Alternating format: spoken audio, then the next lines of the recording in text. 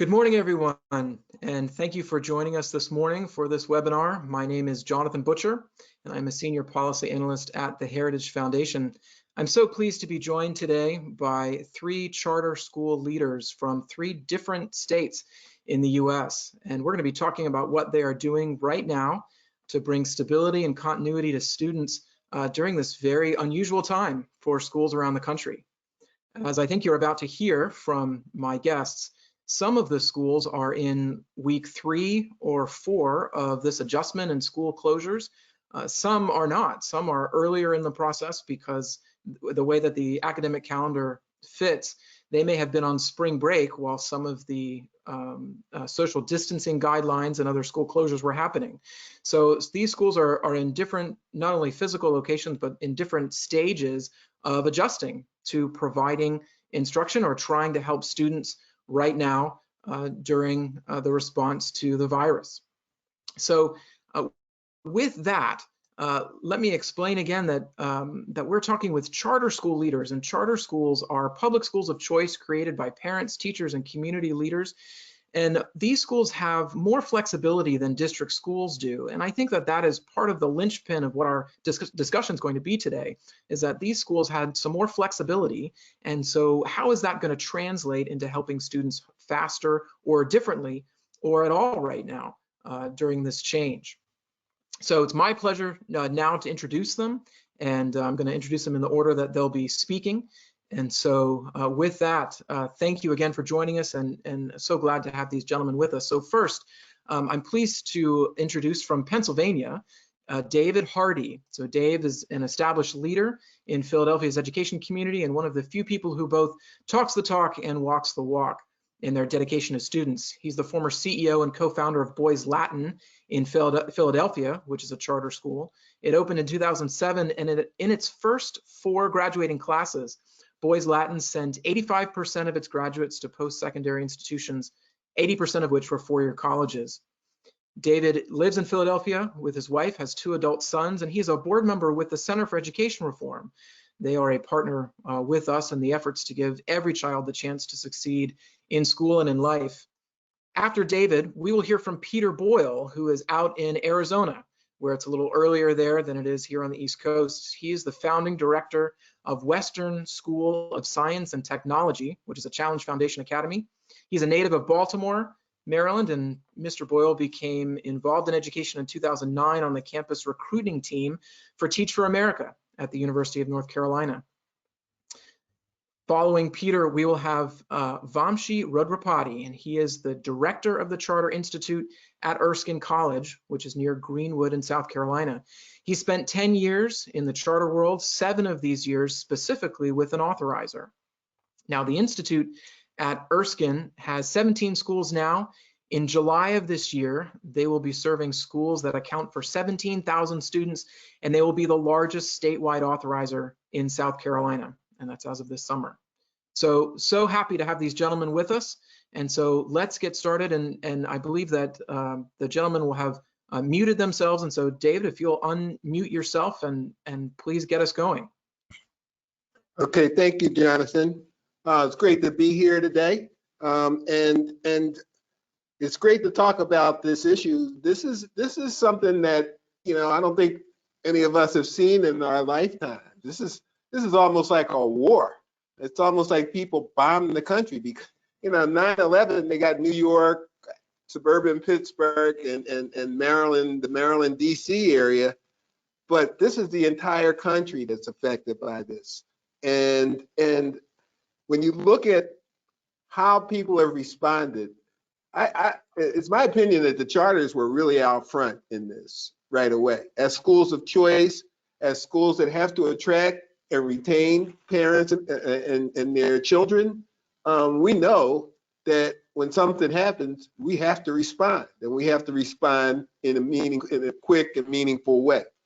For the schools that I'm personally connected with, Ad Prima Charter School here in Philadelphia is a K-8 charter school, about 700 students, and didn't have the computer infrastructure when this whole thing hit.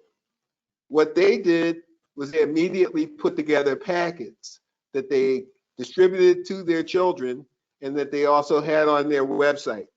They made a plan that they would chunk this thing into 2-week intervals because they didn't know how long it was going to last. They don't want to plan for beyond how the time it would last. So they took 2-week chunks. The first chunk was all paper worksheets and packets.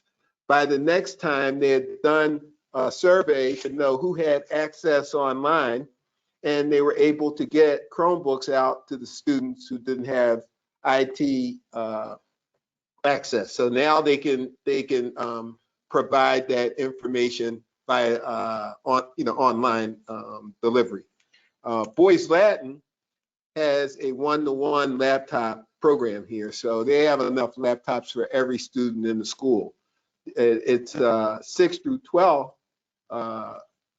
grade configuration, and the 10th, 11th, and 12th graders take their laptops home, so they weren't an issue.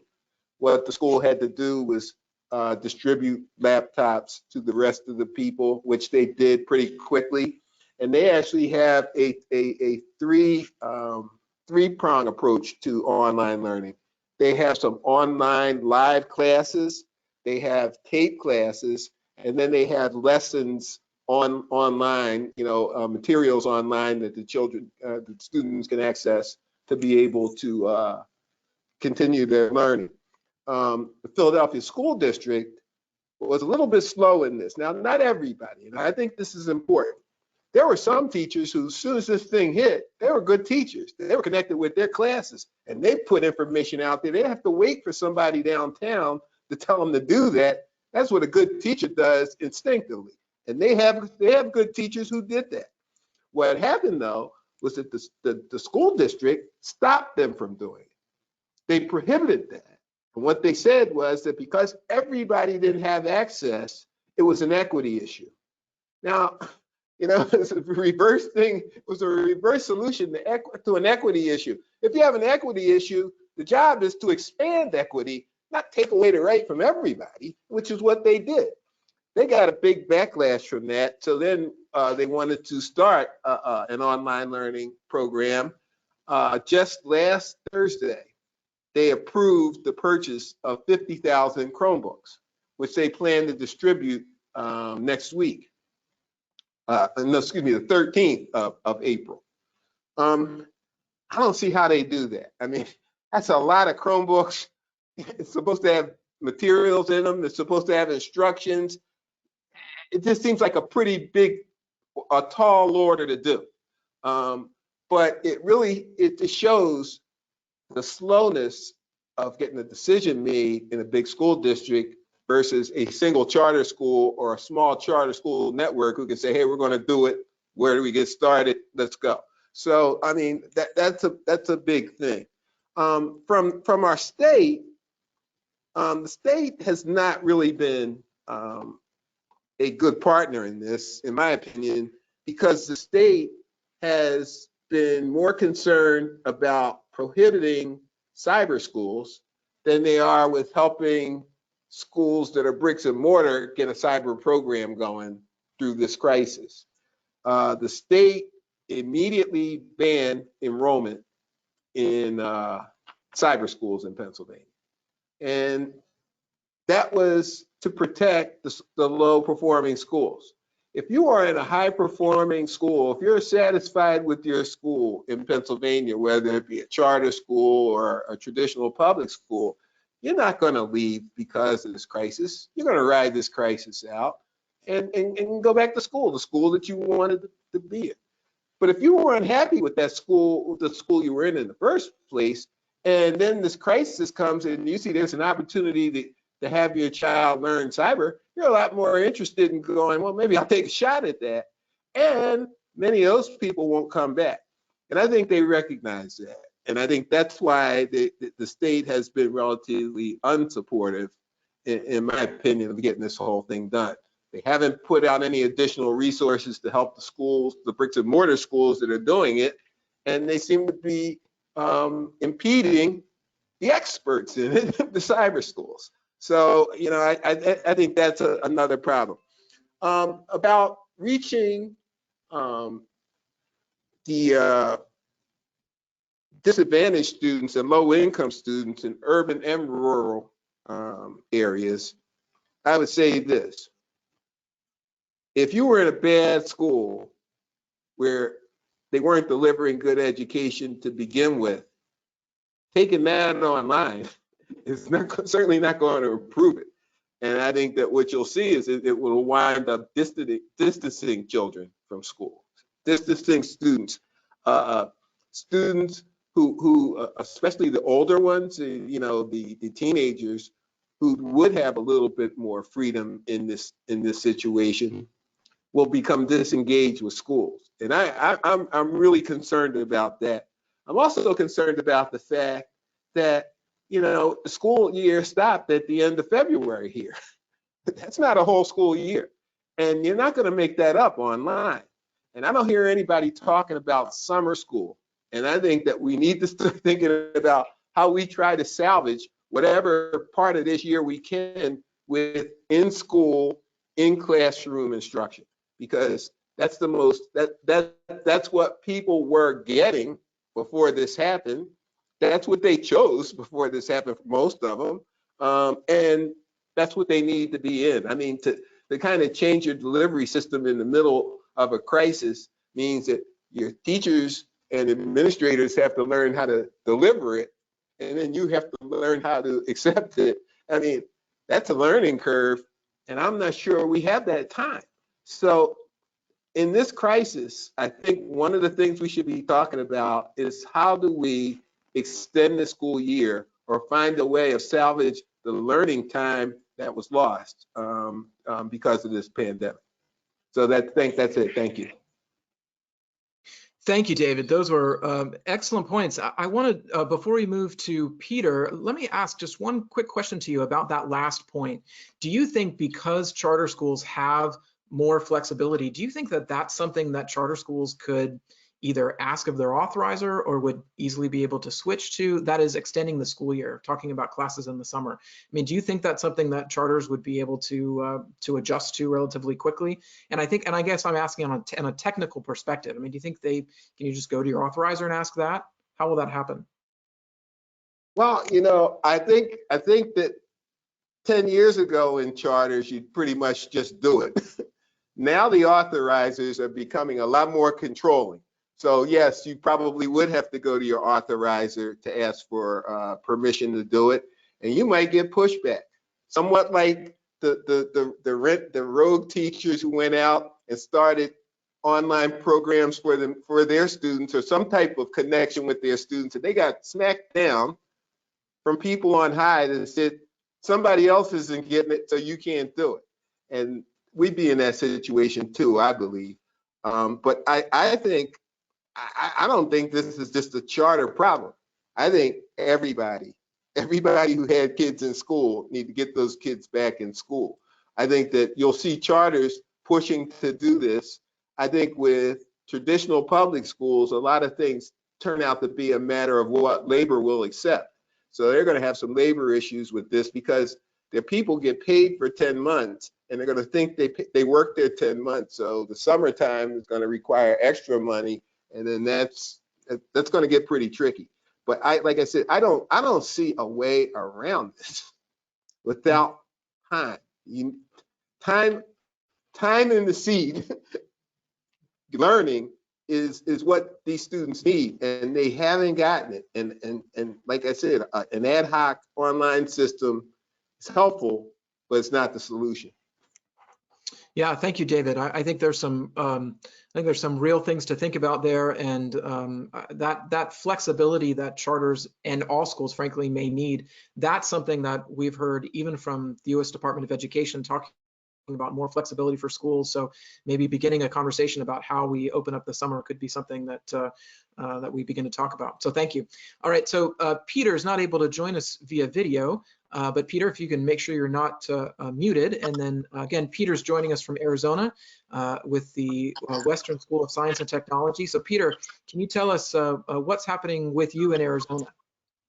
Absolutely. Thank you, Jonathan. And I apologize to everyone for being the disembodied voice on the webinar today, but we are all in a brave new world together. And so thank you very much for your flexibility with me. So a little bit of background. Again, my name is Peter Boyle. I'm the founder and principal at Western School of Science and Technology, and we have been serving the Maryvale neighborhood in West Phoenix since 2014. And our explicit goal since we opened was to be the highest performing public high school in our community. And we have been living out that goal, again, as the highest performing public high school in Maryvale since we opened. We are very much reflective of our community. West Phoenix is one of the more underserved neighborhoods in the city. Upwards of 98% of our students identify as Hispanic or Latino, 80% speak a language other than English at home, and approximately 95% qualify for free and reduced lunch. And so that's just important contextual factors regarding the environment in which we work over in West Phoenix.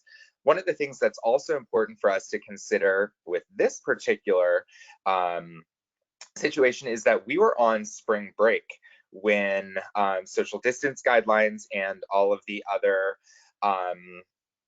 situations began really ramping up in terms of coronavirus and COVID-19. And what we did was we extended our spring break by a week in order to best plan for how to implement remote learning. And that was a tremendous advantage for us to give us the time to plan, to give us the time to connect with stakeholders, to vet some ideas, and also receive updated guidance from the state within that time. So we are currently in our first week of implementation, day 3 of implementation with our remote learning plan. I'll go over its particulars in just a moment. But there were a couple of advantages that I think really worked well for us in this new situation. The first is that from the beginning, we planned for an indefinite closure. None of us knew what was going to come next. That turned out to be a wise choice, in that Arizona schools will be closed until the end of the school year, coming from the governor and superintendent's office. And so that was something we planned for from the beginning, and we wanted to make sure that we had the ability, with whatever structure we landed on, to implement for the next 2.5 months. The second real advantage for us is that we are a one-to-one technology school. So each student is issued a Chromebook by the school. Students can take them home, and the vast majority of our students are working in some form of online instruction in combination with a teacher in classrooms every day. And so both from the teacher perspective, from the student perspective, and to some degree from the family perspective, we have a significantly high degree of technology penetration that and familiarity that allows for a pretty quick switch to this remote learning plan. And then lastly, our internet service provider in West Phoenix, which is Cox Communications, has been working for some time to provide connectivity to families. And so that's a partnership that they offer throughout the city and that our families are able to take advantage of. And so that's another kind of boon that we had. We also had a specific staff member whose title is Director of Personalized Learning. And his role is to really support teachers in their tech integration in their classrooms, in their blended learning, and their personalized learning initiatives. And so having his capacity, even though he's a part-time and off-site staff member, but having his capacity at all was tremendously helpful for us. And then lastly, just in terms of statewide context, there's been significant and, dare I say, unanimously bipartisan statewide flexibility granted to Arizona schools. And so the legislature had an emergency session last week and unanimously passed a series of statewide flexibility measures that apply to all public schools, district and charter here in Arizona, that waive a large number of requirements. And so that has allowed us some degree of certainty fairly early on, that has helped us really, again, plan for this brave new world. Our model for instruction during this time is playlist-based instruction. And I'll go over that in a moment, but we framed this as, this is everyone's first rodeo. None of us, with the exception of just a few folks, were around for the last great pandemic about 100 years ago in the United States. And so we are just sort of using that as a tagline to provide ourselves some grace. because this is a new situation for everyone. And then we all recognize too that this is not something that our faculty, our families, or ourselves signed up for.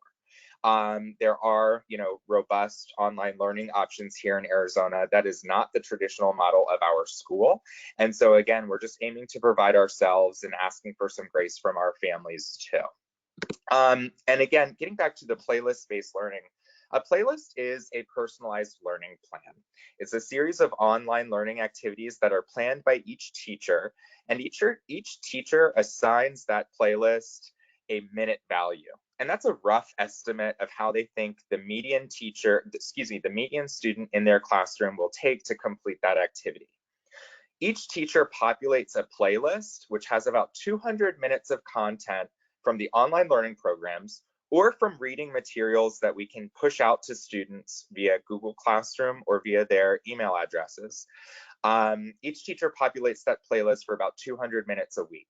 Students are required to complete 80 minutes weekly of their choice of the activities in any order. One thing that we recognize is this is a very, very atypical learning environment. And so we're aiming to build some investment on the student side by building in that student choice aspect. And teachers are having some fun with what that can include. Excuse me. Students are required to complete 80 minutes weekly. If they go above and beyond that, that will be baked into our accountability system, which is basically a hold harmless. So we're keeping Q3 grades open until the end of the semester, and how students complete their playlist and how well they complete their playlist will be baked into that Q3 grade. And I mentioned grading because that has come up as a very significant question. Being a 7th grade through 12th grade school, credits are of immense importance to our students, teachers, and families. And so we did need to come up with a quick and easy way to build accountability into this system, since this is not a learning environment that we can necessarily exercise the same locus of control that we would in a typical brick and mortar space.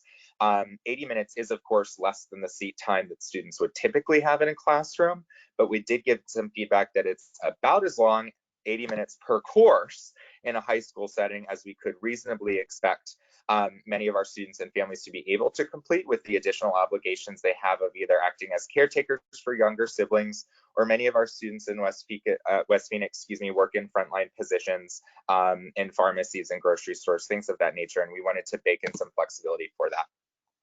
One of the things that's been really important for us, again, just in week 1, so these are not just lessons learned, but lessons we're learning, has been weekly support meetings for teachers and office hours. So we kept our professional development schedule, which we have weekly. We just do it virtually now to make sure that teachers are well supported in this new plan. We're also reaching out to every family, asking both connectivity questions and then resource questions. Just checking in, how are you doing? What can we do to help and align supports for you? It also is a great way just to build a phone time with our families and see where we all are. So we wanted to make sure that we had that initial contact with each and every family to get a true pulse check on where everyone is at this time. We have folks connecting families with resources, both at the city level, at the private level. Again, knowing that many of our families are in some difficult situations at home in regards to job loss and things of that nature, health, of course, as well. And the question comes up, of course, okay, Peter, what do you do about students and families who do not have internet connectivity and who do not have or cannot have access via the Cox or other industry programs? So while we are first and foremost just trying to align those programs to families so they can participate and partake in those programs that do provide subsidized connectivity from industry, what we're also looking to do is provide alternate assignments via paper to students who need them, and we're starting that next week. The first thing we wanted to do there was, since we have a high degree of tech penetration, we wanted to start there. And then back into an alternate plan for students and families who might need them. And that also allows teachers a week of planning time to put those together. Students can come and check out books and other resources from our campus as well. So those would be whatever novels we were all reading in our English classes before this started, any textbooks for some of the advanced courses. We're thinking of opening that program up to our musical instrument checkouts, things of that nature too, just to do our best to make sure that to address the equity issues mentioned before, starting with online, but then providing an alternate source to the extent that we can. The big needs that we've seen along this lines are just the need to really support faculty members who, even though we have a high degree of ed tech readiness in our building, they're all at different places with this. And so we're trying to take an individual approach with each of our faculty members. We're also aiming to answer frequently asked questions on the phone with families, which is one of those purposes of those individual check-ins with each family. We'll probably do that every other week just to continue a check-in. And we now have the capacity to do it since there's very limited on-campus operations. And then one of the needs, speaking about state and authorizer context, we have been granted just very, very significant flexibility by the state. There is an attestation that each school or district will need to complete about how we are completing remote learning requirements. But graduation requirements and school report card requirements and statewide assessment requirements are all in the process of being waived. And so those are just some important, among quite a few other things, seat time requirements, attendance, things of that nature. And so that has, again, been pretty helpful for us as we've been putting together our plan. So I know it's always kind of awkward to have a voice on the phone speaking at you for a couple minutes. Thank you again for the flexibility there. And Jonathan, I'll turn it back over to you. Peter, thank you so much. A really interesting plan that you've put together, and that should be encouraging, I think, to a lot of folks. Before we go to Mr. V, let me ask you one question. So we like the playlist idea. Can you tell me a little bit more about how you're tracking students using each of the sessions or using each of the tracks on the playlist? How is that going, or how are you doing that? That's a great question. Our philosophical approach for playlists has focused first and foremost on access, and then secondly on accountability. So we want to make sure first and foremost that students have access to the resources before we dive too far down the road of accountability or evaluation from them. What we do to track is that all of the learning opportunities on the playlist have some sort of accountability mechanism, whether it's an online learning program lesson that you take a quiz at the end, or it is watching a teacher created video and submitting a response to a question the teacher asks, or whether it's showing up to a teacher's office hours and engaging in dialogue, or whether it's a reading log in the case of those alternate assessments. So we were pretty, I think, trying to be pretty flexible with where students and families might be. There's a lot of troubleshooting that occurs during the day, both at the teacher level and then kind of the front office level to make sure things are working well. But at the same time, we tried to make sure that there were at least some accountability components baked in that teachers could fairly easily check for each of their, 100, 150, 200 students at the end of each week. And so part of that is the intentional design of the playlist. A lot of online learning programs will build that in, and wrapping up that data in a fairly easy way has been a benefit of building out the system. Great, thank you, Peter. That's very helpful. Thank you for that. So I'm going to turn it over to Mr. V now. And in our conversations, Mr. V, over the past couple of weeks, we've talked about a couple of the unique things coming out of South Carolina right now. One is that because South Carolina has virtual charter schools already, and that they are under your oversight at the Institute at Erskine, and that's allowed you to leverage, I think, some of their knowledge right away. And then the second thing I think that's interesting is that the State Department of Ed, and I've heard from some of them at the South Carolina State Department of Ed, have said that they're working with your office, talking with your office, and working with the virtual schools to figure out how you can distribute information about best practices and things like that to schools across the state. So with that, Mr. V, Thank you. Can you hear me? Okay. Again, thank you so much for this opportunity for Mr. Butcher and Heritage Foundation. I think a lot is happening in South Carolina and across the world. Telling to help each other and having these conversations definitely help. So really appreciate this opportunity. I think Erskine Charters is uniquely blessed with 10,000 kids statewide, and having the balancing the autonomy of the schools and also fulfilling the authorizer roles is a unique challenge in these situations. We are extremely blessed that we have our 3 online charter schools, South Carolina Virtual, Cyber Academy, and Odyssey Online Learning, who serve 5,000 students across the state. 5,000. These online schools provide school public choice option in every county in South Carolina, where no other choice is available. So virtual schools do provide that. So one of the strengths of Erskine is the online education schools, that virtual, the 3 schools that provide online education across the state. When this, it didn't even happen before this crisis. For past 2 years, Erskine has been a cheerleader for the virtual education. We've been talking to several stakeholders on the importance of our virtual education and the impact it's making in South Carolina. This past few weeks, and we are in the 3rd week of this, and it just showed the power of virtual education. 5,000 students across the state, to the extent possible, these schools are providing support, and I think very less. We haven't heard from the schools or the families that there was little interruption in the instruction. We have been hearing stories of families and teachers. I know there is some schedule changes because teachers are also have their kids in their homes, but to the extent possible, these 3 online schools are providing the instruction to all these 5,000 students across the state. Not only providing the support to their families, by using the virtual school partners, we are providing web series throughout the state. We are building a library of web series. How can a brick and mortar, especially a teacher who has taught all her life in a brick and mortar classroom, to manage accommodations in an online platform? How do we do progress monitoring in an online platform? Because you don't want 300 special needs students to come back and say, we lost 5,000 minutes of special education. So there's a lot of support and knowledge that's coming from the online schools, helping the brick and mortar schools. These brick and mortar schools, I can only tell you, we are stronger because of our schools. They have gone above and beyond.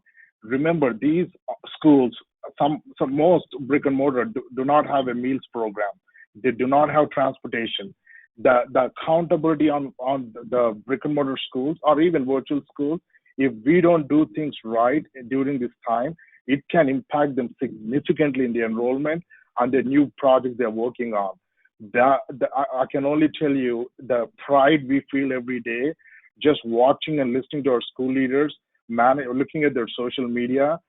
Yesterday, a school leader did a coffee with the principal, and almost 500 families joined the Zoom meeting. 500 families. It's unheard of. And this is the 3rd week. This is not an online school. This is a brick and mortar school. They did a coffee with the principal and 500 families joined. It's because it just didn't happen overnight. On March 16th, when the government notified that schools will be closed, these brick and mortar schools jumped on it. They jumped on it right away. Their communication with the families, students, these teachers, putting themselves at risk at some point because they were following the 10 people in a building rule, maintaining social distancing. They are coming to the schools on different time schedules and doing things they are required to do because schools are considered essential.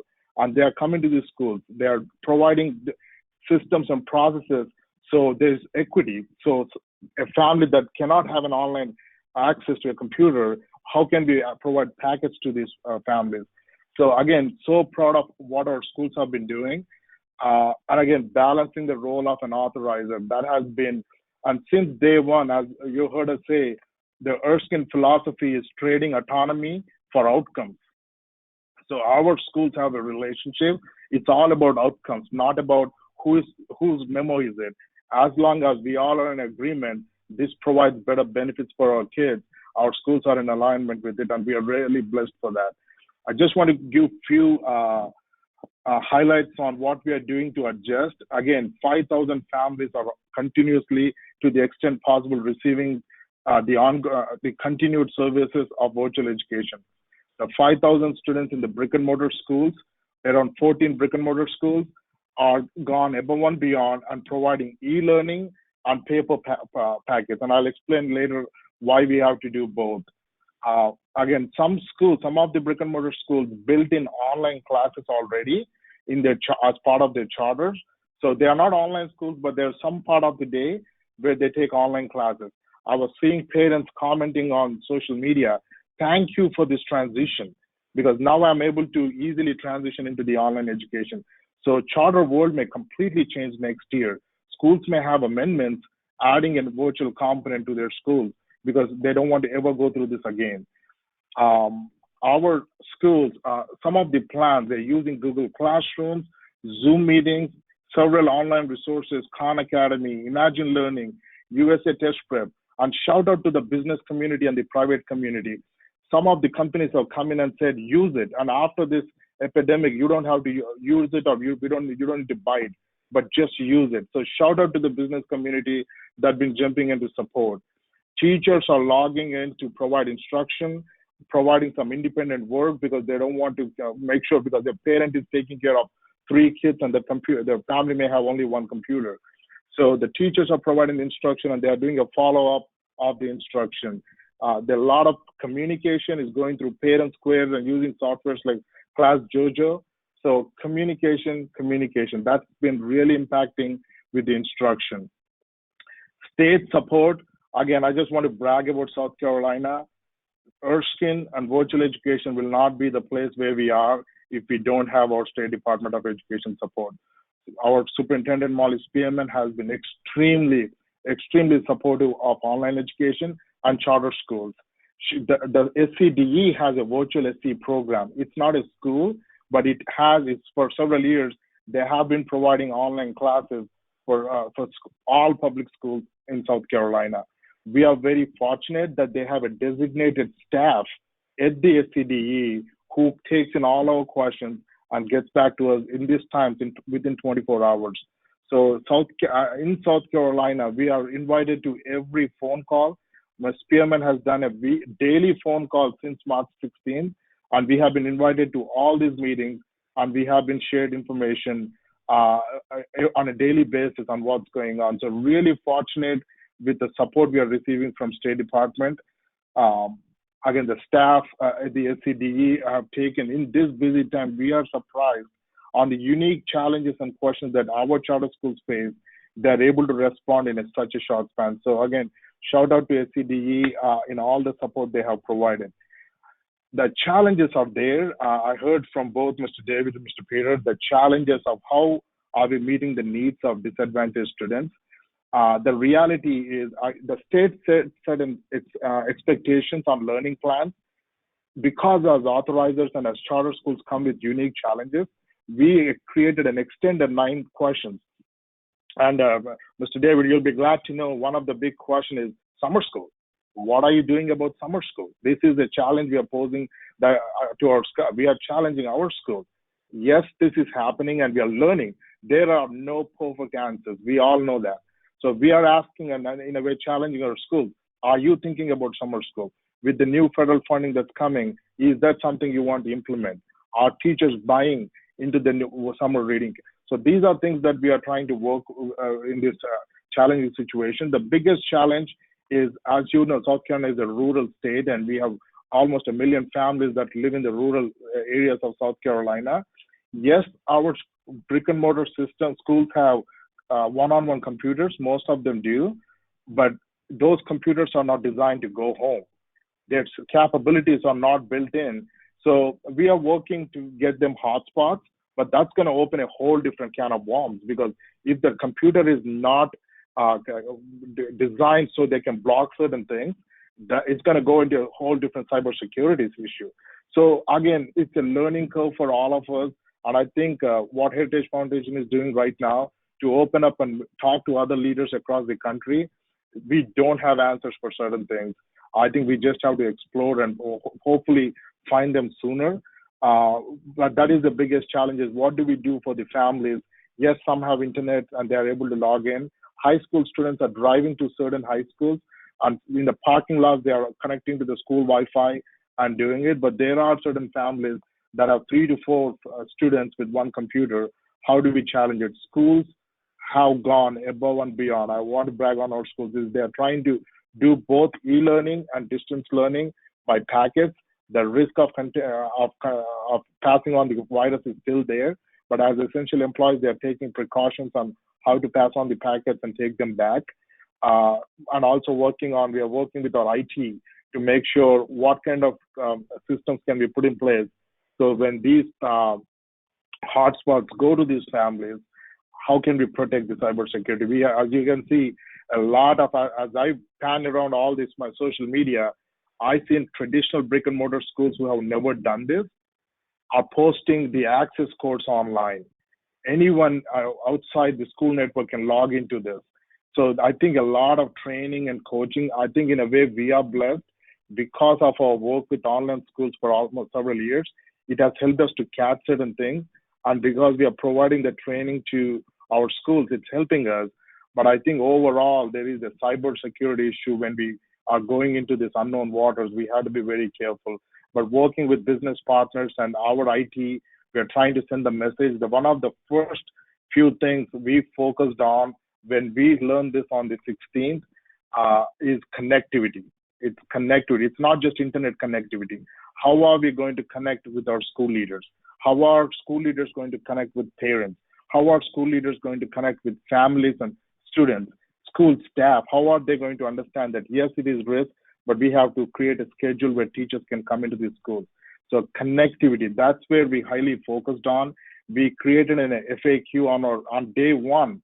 We created an FAQ because if everything is an emergency, nothing is an emergency.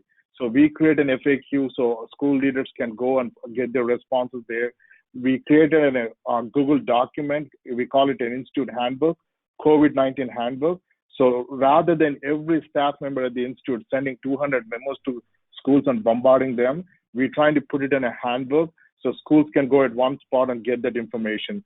We created a text group within our school leaders, and just to see how it all brought these leaders together.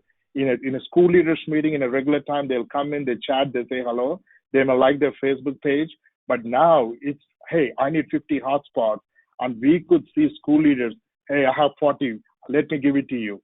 The support they are helping each other is, and this is statewide, and some of them may have never seen each other or never spoken to each other, but they are helping each other. We have done weekly Zoom meetings with our school leader.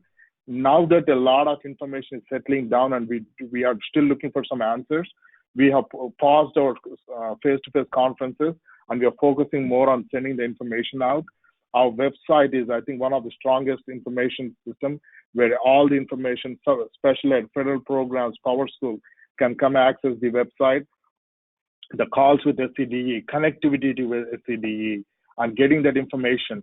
And sometimes dissect it and not being a postman, but just taking the information from the state and giving it to the school, but rather take the information, tailor it, and only give like a one-pager to the school so they can focus on what they need to focus on.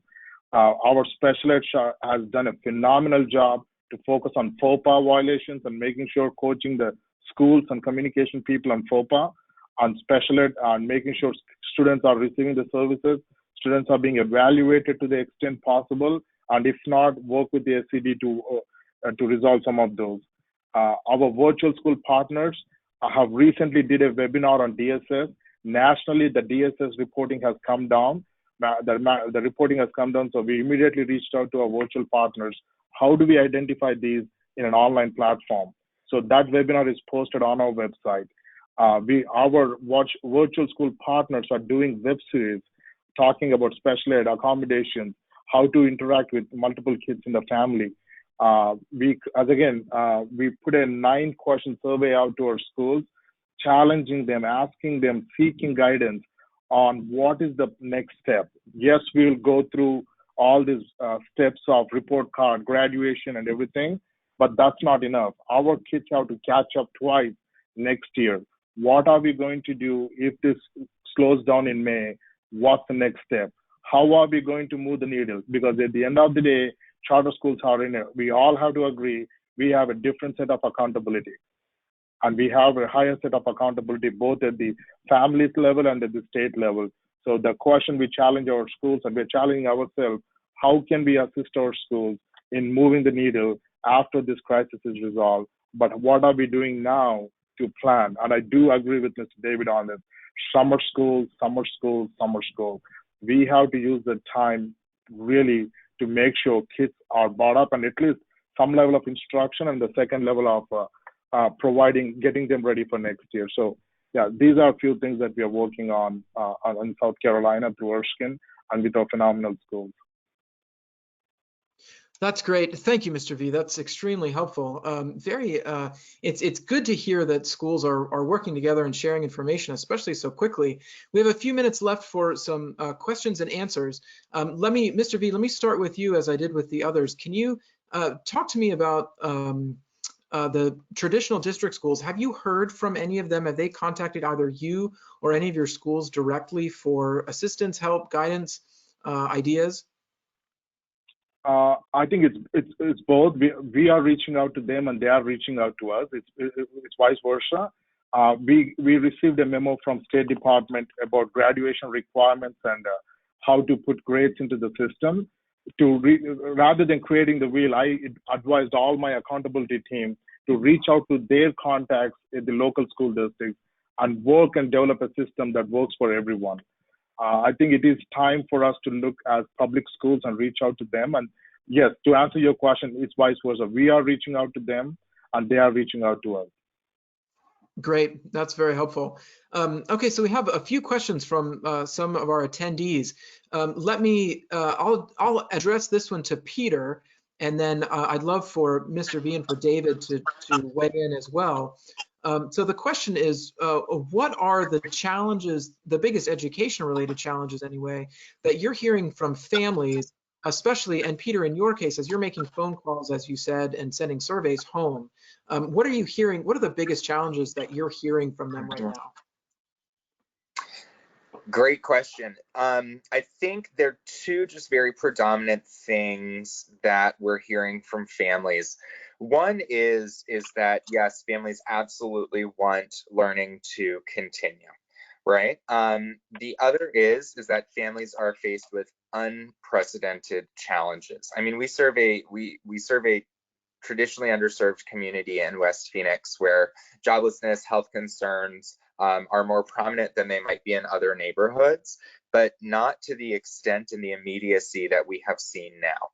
And, many of our families, if they had lost their jobs over the past couple of weeks, have gone back to many of our families are immigrant families from Mexico and have gone back to live with family in Mexico because it was easier at the time for them to make that decision. And so that's just something that we continue to navigate. Our mantra has been, we aim to support families and students as people first, which is a focus on to what extent we can align some resources to be supportive, while also knowing that, as I mentioned, first and foremost, schools are places of learning, and our goal and our family's goal is to maximize the learning for our students in the remaining quarter of the 2019-2020 school year. So I would say that there's a balance between those, and we recognize that in the first week of implementation, we're probably not going to be leaning as much on the accountable learning side as our goal should be and is, as families are navigating very real challenges right now, as students are taking jobs, our high school students are taking jobs to support their families. That is something we have heard quite frequently, as grocery stores in our city are on hiring blitzes, and many of our students are looking to support their families in that way. We are just continuing. We do think that by continuing to touch base with families, we'll just have a good pulse check on where we continue to lie in the balance between, a very unprecedented at-home situation and maximizing learning for students. Thank you, Peter. That's very helpful. David, you've been listening, I know, this whole time. So, David, can you tell me in the both the school leaders, because I'm sure you've been in touch with the school leaders with the schools you're involved in now, as well as at Boys Latin and elsewhere. So, what have you heard both from parents and school leaders about what the challenges are? I mean, what are the big ones that you hear over and over again? Well, I think the first big challenge is the whole navigating the whole IT thing. Someone said earlier that you can have a family with 4 kids and 1 computer, and you got to get everybody's work done, and that's not always easy. But even beyond that, a lot of schools have put out IT surveys to ask what kind of connectivity was in the home. And people would almost invariably say, yes, we have some type of connectivity. But it turns out a lot of that is through a phone, and instead of a modem and having, IT connectivity throughout the house. I have multiple computers. So the first thing to do was to kind of solve the connectivity problem. And I think a lot of the cable companies are helping with that. Somebody talked about Cox where they live. Well, in Philadelphia, Comcast is the big one, and they're opening up their system for low-income families too. So that part is getting taken care of outside of school, but the schools still have to get computers out to students, and that's something that's an expense for a lot of schools that they weren't expecting this year. This whole thing is a whole new world, as someone said. So you have people who are in their first and second weeks of this, schools are in the first and second weeks of this, who are just trying to get their arms around this thing. But you see schools in their 4th, 5th, and 6th weeks of this, and you see some real action because people are moving pretty fast. And I think it's in response to the parents. The parents don't want a stop in learning, even in this situation. They want to do whatever they can.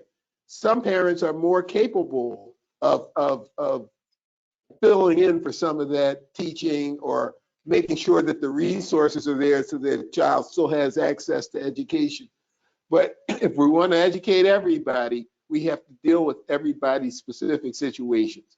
And I think that once you get past the first or second week, that's what it turns out to be. You're trying to put out fires. This kid doesn't have a computer. These people don't have connectivity. They need a second computer. Somebody's computer broke. Those are the kinds of issues that I think a lot of our school leaders are trying to do as this thing matures. And I actually, in spite of all the calamity and all the pain and certainly the frighteningness of this illness, I think this is going to create some new opportunities in education. I think that, number one, the whole idea of cyber education, for anybody who used to say they didn't like it before, you need it. It's part of life. And there's no place else where you're dealing with people where they don't use some type of cyber kind of connectivity. My wife works for Aetna Insurance Company. She works out of our house. She's a systems analyst. She works with a team. They're all around the country. They talk cyber, and they talk, they're connected with webinar, the go to meetings and all that type of thing. That's the way the world is, and it's going to come into education now. It's forced into education now, and I think that it'll help certainly schools that can't get to their students who can't get to their schools for some temporary reason. But I think the bigger thing is it will bring educational resources to people who may be a long ways from a Latin teacher, but they can have Latin in their school, or a long ways from a calculus teacher. They can have calculus in their school. Those are things that we should have been doing a long time ago. This gives us an opportunity to give it a whole new look, and I'm looking forward to the benefits that'll come out of this tragic situation. Thank you, David. Time for, I think, one last comment, Mr. V, on those questions and what David and what Peter were saying.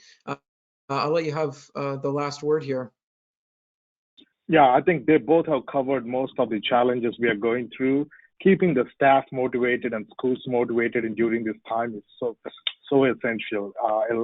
Some requirements have been waived, some requirements have not, like federal reimbursement, all the title programs, those reimbursement dates stay the same. Someone has to key in those millions of dollars to get reimbursement. So there's keeping the staff motivated, and some of the jobs, we have designed them to be coming to the offices or schools. They can't print checks, millions of dollars of checks at home. So motivating the staff, keeping their safety is one of the concerns we are trying to address both at the school level and at our organization, trying to make sure how do we balance this workload and what's important, what's not important, and also keep the staff motivated and the schools motivated. Thank you. Well, gentlemen, thank you all for joining us today, and I'm so grateful for your insight and for everything that you shared with us. And I wanted to say, I think the final thought, David, that you left us with, this idea that this situation could help schools open up to this idea of personalized learning, I think is an exciting idea. I mean, I think it's something that, you know, we certainly want schools and parents and families to be putting health and safety first and being able to manage what they're able to now. But the idea that what we're doing here is something that could last us in the future and make education more tailored to the needs of each child is an exciting prospect. And I hope that we can carry that with us right now as we make all of these adjustments. So thank you. Thank you to everyone that joined us online today. And we wish everyone well, and we hope you'll join us at our next event. So thank you. Thank you. Thank you, Jonathan. Thank you.